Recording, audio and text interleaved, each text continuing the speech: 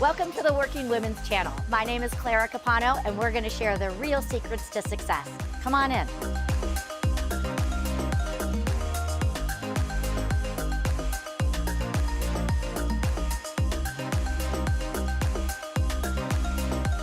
Welcome everyone to a new episode of the Working Women Channel. My name is Clara Capano. I am your host today, and I am being joined by Vaneese Johnson, who is one of the boldest women I have ever met. So Vaneese, thank you for joining us here today on the show.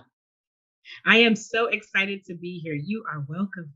Thank you. So we met back in November and we were sharing the stage at the Bold, Brave, and Unstoppable. And when you stood up to talk, my ears and my soul just lit up. And I was so excited to, be able to invite you to the show. So Vaneese, why don't you just briefly introduce yourself to our audience? So I am just super excited to share and have this conversation. My name is Vaneese Johnson, and I am known as the Boldness Coach. I help women to be bold, big, and bad, and live a life of no permission needed. And I have been an entrepreneur full time now.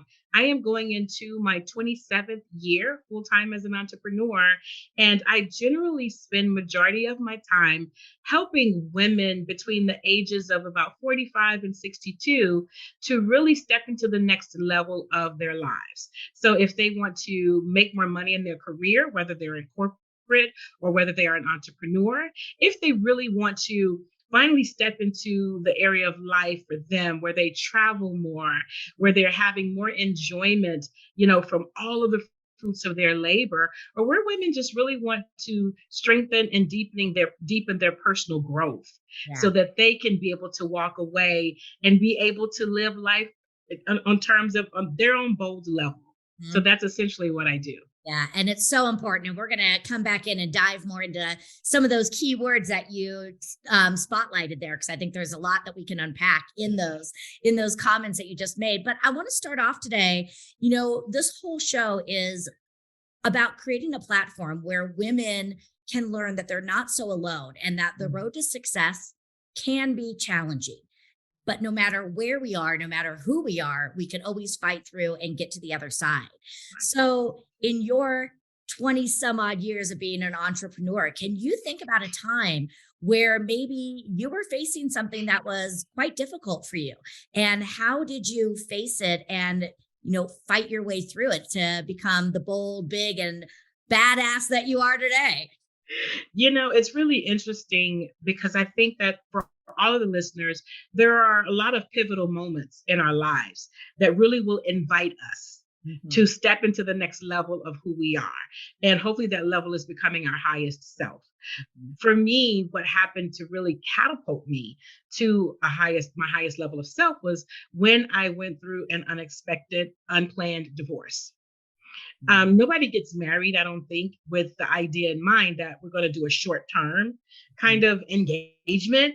And then, then we'll decide at some point on the journey of being short term that this is not working anymore. And so what happened, was my bathroom floor moment. It was my 47th birthday, Clara. And just like anybody else for their birthday, I'm looking forward to getting presents for my birthday. And that's what kind of bubbles up in people when their birthday is coming is, ooh, my birthday's coming. This is going to be exciting. What am I going to get? And I had no idea at the time, pre-birthday, that the present I was going to ask for was going to be a divorce. I had no idea. Yeah, I don't think anybody thinks of that being the present that's going to be under the balloons on the table next to the cake.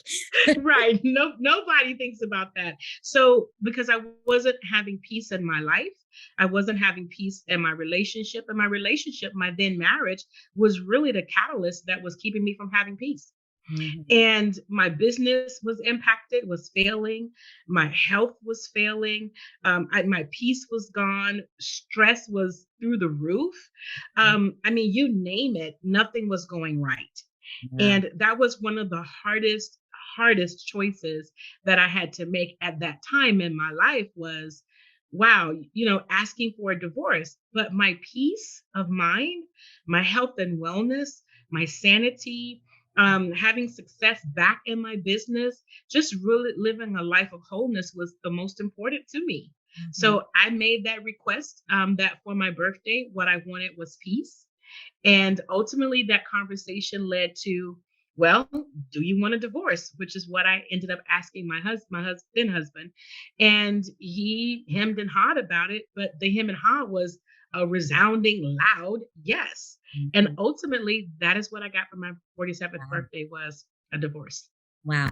Well, again, you went after peace, and that's what, I think. First of all, thank you for sharing that, because I think that that You're is a welcome. very powerful conversation. And I think that so many people are searching for peace and this idea of, living out of alignment. And I think it could be, for some people, it could be a marriage, but for others, it could be following the path of their parents or their generations of what's expected of them. It could be working a job or having a career that is quote unquote safe, but not really filling us up inside. So, doing that and sitting there, you call it your bathroom floor moment. I think we've all had that. Could you even feel, as you were saying the words, could you feel the peace coming over you? I did. Once I said those words and asked the question, do you want a divorce? A little bit of weight was lifted. Well, Mhm. let me just step back. In my mind, when I realized in my mind, in my heart, in my soul, that this is what was causing me so much angst in my life, I Mhm. got a sense of peace then because I could call a thing a thing. I Right. could put my finger on it. And then from that point, when I asked the question, I got another sense of relief. The pressure kind of released a little more because I put that thing out into the air. I Yeah. gave it breath, I gave it life. So now I need to really do something with it, right? Mhm. And then when I got the answer back, and I'm like, okay, the answer back is yes, I want a divorce. And even if he hadn't said yes, he wanted a divorce, I still wanted the divorce. I gave him the option that we could work on this or not, but even within that, there was some trepidation because I felt like I don't think that's really the right answer or Mhm. the option. So let me stick with really what's true for me, right? Right. And so after the question came out, the conversation, that probably was the best night's rest I had had, probably in like 6 months. I I bet. slept like a baby. Mhm. Well, and I think to so many of us in some shape or form, again, we know that something isn't right, even though we can't pinpoint exactly what it is. And you made the comment when you were talking about what you do and how you help women, you use the phrase, allow them to give themselves permission. And I Yes. think so many of us hold back on giving ourselves the permission to be peaceful and to be happy. And I shared the comment with you before we hit record that I feel that most people are running around this world being maybe 60% happy.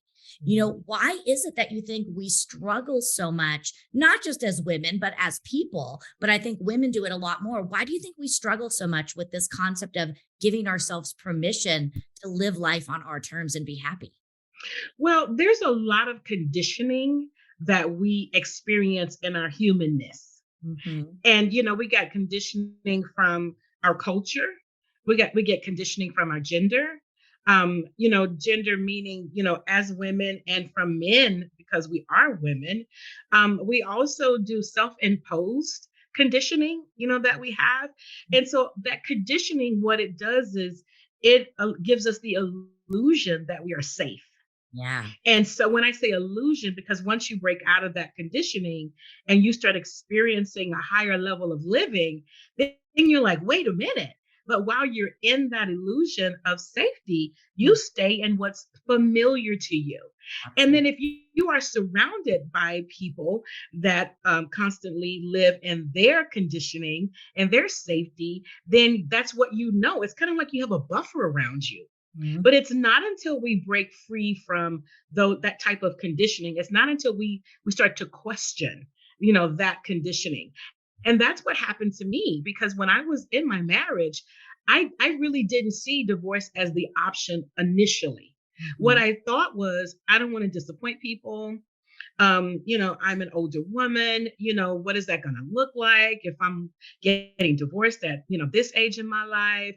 I'm a successful businesswoman. Will other women, how will they think and feel if I'm showing them I have a failure, in my life? So I was really not only responding to conditioning, but I was creating new conditioning that was was specifically to keep me in that place of not giving myself permission.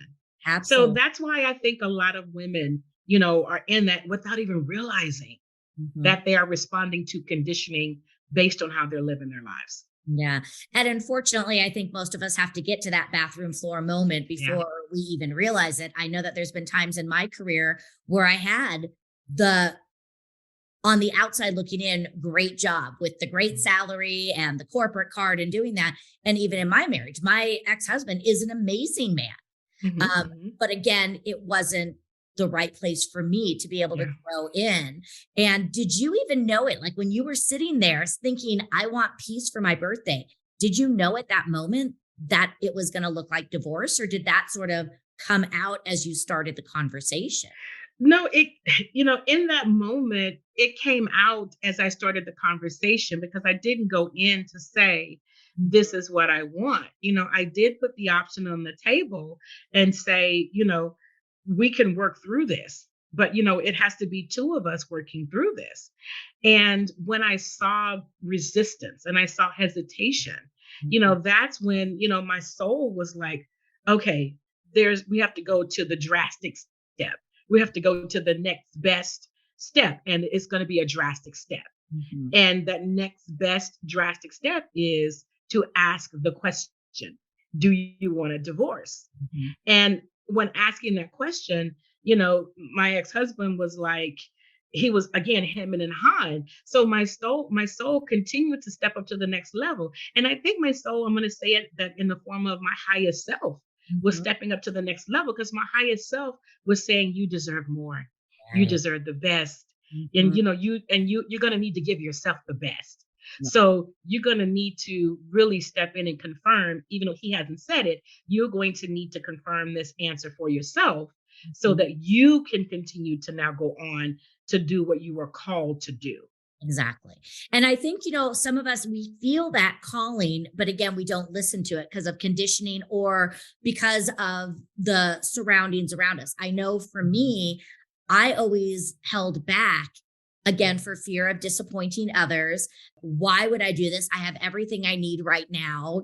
Why do I want to rock the boat, as they say? Yeah, right. And it was, such an awakening for me that all these things started just flowing together the right way. Hmm. But, Hmm. we have to get to that own point. What would you say is maybe a first step that somebody could take if, they're feeling out of alignment, or are there certain signs that you see women facing when they're out of alignment? And what would be a first step, whether it's again, a marriage, a career, or their family that they have to approach to say, this isn't working for me and my soul? Yeah, I think the first step, that any woman can take in terms of really checking, with where she is in life, and if where she is where she wants to be, is self awareness. Hmm. It's really important that we are introspective and reflective, as well as present where we are in our lives. Hmm. And a lot of times we don't take the time to stop and take stock of where we are. And you have to ask yourself this question: am I happy?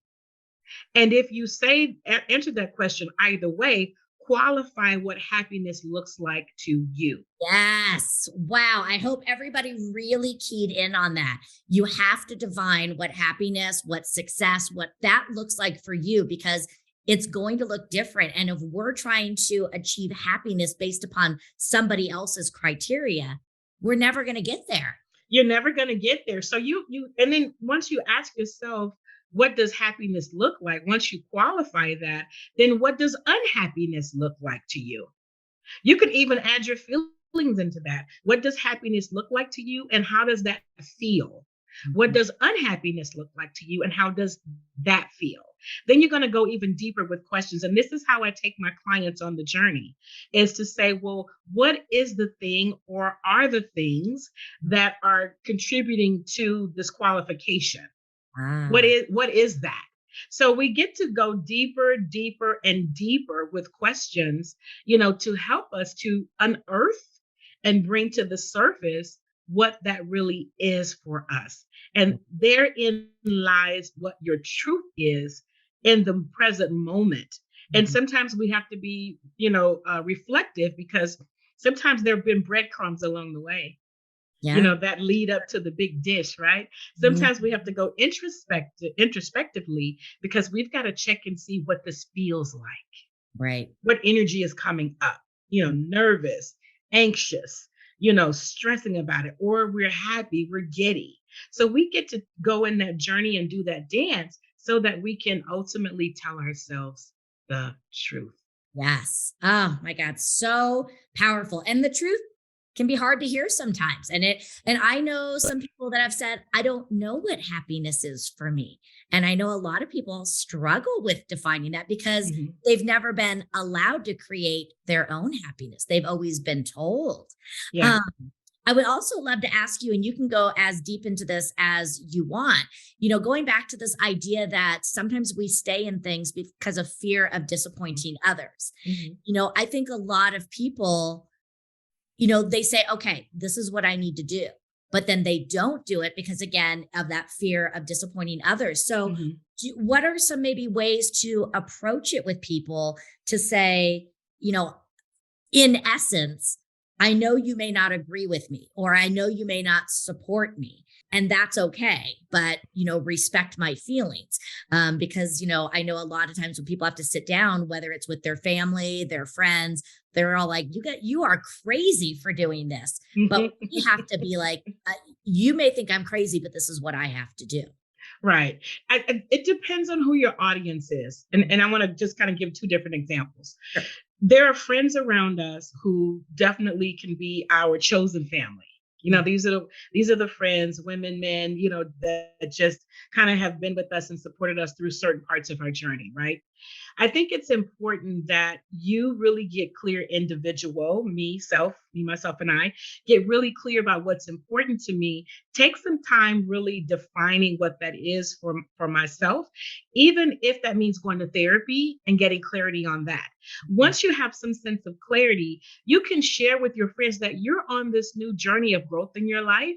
Mhm. And right now, you are not sharing too much about this growth because you really want to be present in what this experience can do with you and for you, and you will clue them in as you're moving along in that journey. So please just respect that I'm going to be in this journey on this space, and things may look a little different, in our relationship.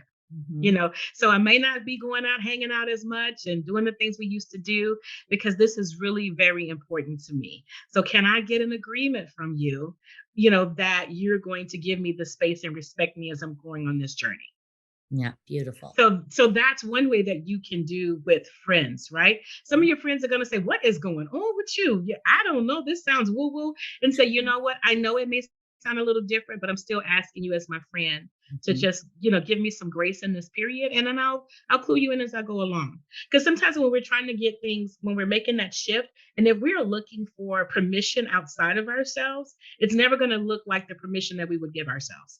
Very true. Because outside of ourselves, going to like, you can do that, but Mhm. Absolutely. so I think it's important for the people that you love, and then the people that are distant friends, you just don't owe them any conversation. They can just watch the show. Well Um, said.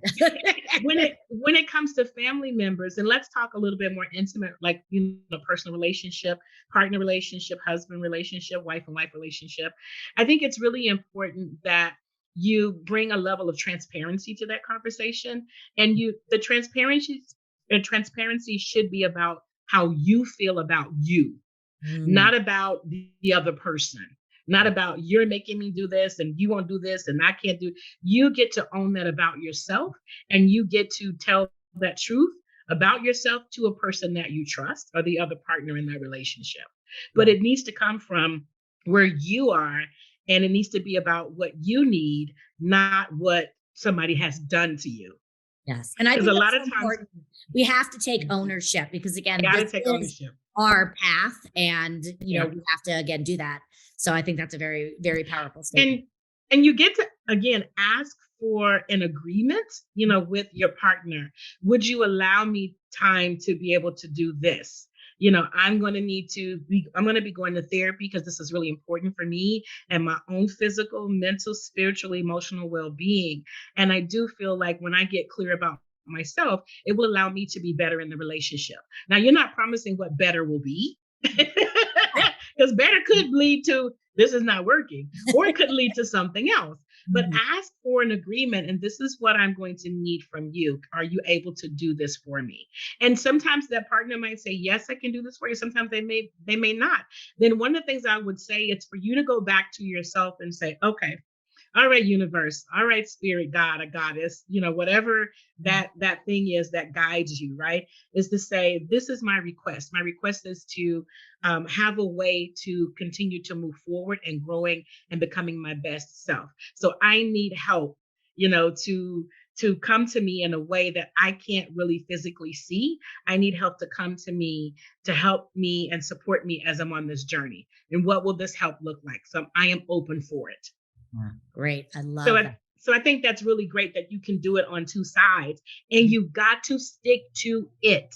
No matter how uncomfortable it may become for you, you've got to stick to what you're asking for, because the more that you stick to what you're asking for, the more support you're going to get from the people around you.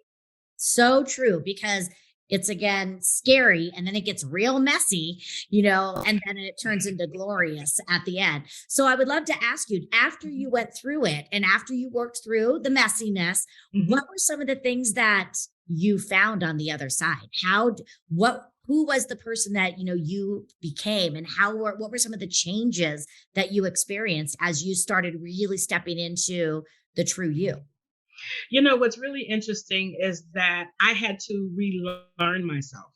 Mm. So that was really a kind of a scary valley moment for me because I didn't know who I was. I had given a lot of my power away in that marriage. Mhm. And I didn't even realize I was giving power away. And I think that's really important to mention because a lot of women, give their power away, whether it's to their job, to their children, to their spouses, to their partner. And they don't realize because power doesn't look like it's in a bundle and you just go and hand it over. It's Right. really it's micro inches. It's really inches. And then sometimes it's steps, sometimes it's leap, but sometimes it's a skip, sometimes it's a walk. And before you know it, ta-da, right? So what I had to really learn and go back to is that I am courageous. So Yeah. it's important to pull from adjectives that become nouns for you and who you are or who you need to be in that moment. Mm. So I am courageous, I am smart, I am intelligent, I am brave. So at different times, I had to reach in the bag of adjectives to Mm. pull out a noun for who I needed to be in that moment. And so when I really stepped back and said, I am courageous. And I pulled from that, I said that word because I could look at the evidence of where I had come through. I all the circumstances I had been in that had led me into becoming the woman that I am, they required courage. Mhm. So I knew how to be courageous. So that's what I had to do. And then also the next part that I had to learn was self-trust. I Oh, that's had a to big learn to one. trust myself. Mhm. That inner knowing that we have, that intuition that we're often told it's called. I call it the inner knowing, right? So that inner knowing and that whisper is my barometer. So I really had to learn to trust myself and listen to myself so that I could trust myself and let go of any expectations. So that's another thing I take my clients is through a self-trust walk, to be able to do that. The Mhm. other part that I had to learn was self-direction. Mm. I had to really learn how to take myself down pathways, that were in alignment with who I was becoming. So I had to take myself down pathways of being courageous. And Mhm. courageous meant like I needed to say no when I had been used to saying yes. Wow. You are just inspiring me and getting Oh. so many thoughts. I think I may want to go for a trust walk with you. I love that. I just love how everything you're doing and how you're really, Mm, putting women, everybody, but, I know you work primarily with women on, mhm. their own journey, because I Yeah, think, at different stages of our life, we have to be different and it looks different. And yeah, I just going back to that one phrase you said of defining what is happiness for you. And I yeah, think that that is so powerful. So, Vaneese, I know that you are nowhere near done on your own personal journey. So yeah. tell us, what is next for you? Well, I look up at the sign above my head, bold, Mhm. big, bad. So that is the mantra. And then also no permission needed. I'm kind of blocking that I as behind me. love that. And so living my life outright in my boldness is really important to me because bold stands for becoming out loud daily. Life is a I like journey. that. Yes, becoming out loud daily is what bold means to me. And this is what I also teach and work with my clients. I am in the trenches with my clients as well, Clara. I'm not done. When I'm done, I'm dead, and I am nowhere near dead. Yeah. So it's important to become out loud every day, which means every day in every way, there's an opportunity that I'm stepping in my boldness. Hmm. I'm still learning to say no. I don't have it all figured out, as I go along the journey. I'm still stepping into asking, am I happy? What does my happiness look like? Qualify my happiness. Hmm. Is my no a no or is my no a yes disguised as something else? Am I following somebody else's conditioning? So that is something that I'm working on every day. But I'm a lot further along than a lot of the clients I serve, so that helps me to serve them. Yeah. I'm still in my big. Big is building in your genius. So each one of us, each one of you listening to this podcast, you have been given at least one area of genius in your life. And Mhm. if you take that genius and to grow that genius exponentially, it could change your life and perhaps solve some of your biggest challenges that you have. So I am growing in my genius by being the boldness coach and by creating programs, coaching programs so that I can be able to better connect with women and help them along at different stages of that journey. Mhm. Right. And then bad is about being blessed and deserving. So I am in a moment in my life. My son said to me one day, I was getting ready to leave to go to London. I went to London, did a UK tour earlier this year, and then I also so I went to London, I went to Ireland, and I went to Scotland.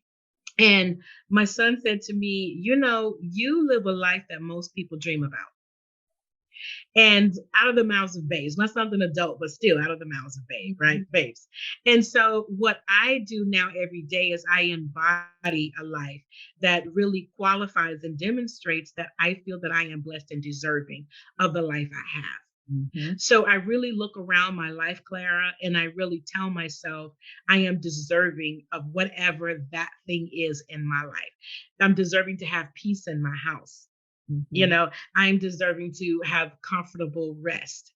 I'm deserving to take care of my health and wellness. I'm deserving of the amazing friends I have, including meeting you. Yeah. So, I think it's important that, women know that the life cycle we're on, it's a journey that we're on in different moments. So Mhm. that is what I'm working on now with myself is continuing to live my life bold, big, and bad and be a demonstration for other women, but also coaching them along the way of this demonstration. Yeah.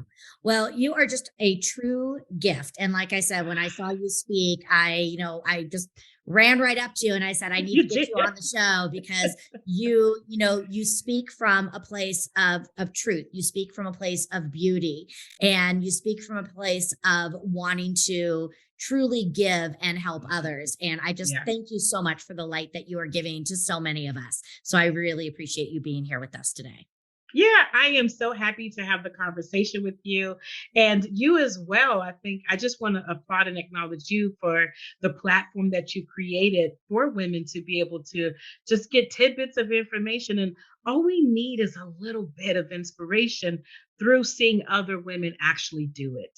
Absolutely. So, well, thank you again. And, for all of you that are following along, all in the show notes are going to be all the contact information for Vaneese. So make sure that you are reaching out to her. Today, we talked about the importance of being bold, big, and bad, and remember, no matter what you are doing, live in your truth, live in your authenticity and alignment. And remember, you don't need any permission to do anything, to just go ahead and stand out there and live life on your terms. So I'm Clara Capano. Thank you again for following another episode of the Working Women Channel.